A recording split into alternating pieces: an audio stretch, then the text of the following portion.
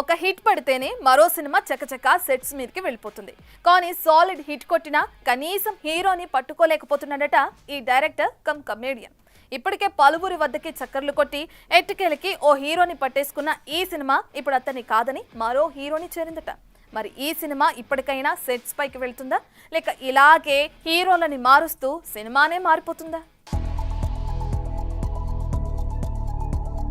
బలగం వేణు దురదృష్టాన్ని పాకెట్లో పెట్టుకుని తిరుగుతున్నట్టున్నాడు. బలగం లాంటి హిట్ కొట్టినా మరెవరైనా ఈ పాటికి మరో సినిమా రిలీజ్లో బిజీ అయిపోయేవాళ్లు. కానీ సినిమా మొదలెట్టడం కాదు కదా, కనీసం ఆ సినిమాకి హీరోని కూడా పట్టుకోలేకపోతున్నాడు. మరి ఎల్లమ్మ అంటూ మొదలుపెట్టిన ఈ ప్రాజెక్ట్ మొదట నాని, శర్వా అంటూ చక్కర్లు కొట్టి ఎట్టకేలకి నితిన్ దగ్గర ఆగింది. ఇంకేం సినిమా ఇక సాయి పల్లవి, శ్రీలీల అంటూ అటూ ఇటూ తిరిగి చివరకు కీర్తి సురేష్ కన్ఫర్మ్ అయింది. ఇక సినిమా సెట్స్ పైకి వెళ్లడమే తరువాయి. కానీ తమ్ముడు కొట్టిన దెబ్బ లేక నితిన్ సరిపోడా అన్నది తెలీదు. కానీ ఇప్పుడు ఈ సినిమా అటూ ఇటూ తిరిగి చివరికి బెల్లం బాబు దగ్గర ఆగిందట. రీసెంట్ గా కిష్కిందపురి అంటూ సక్సెస్ ఫిల్మ్ ఖాతాలో వేసుకున్నాడు కూడా. మరి ఇప్పటికైనా ఎల్లమ్మ హీరోగా బెల్లంకొండ ఫిక్స్ అవుతాడో లేదంటే మరో హీరో మారుతాడో అనేది ప్రస్తుతానికైతే suspense.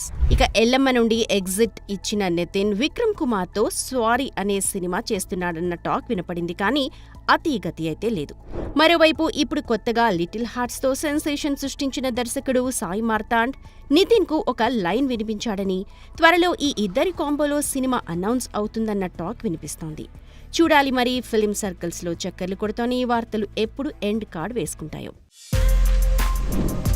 For more videos like this, subscribe Big TV channel.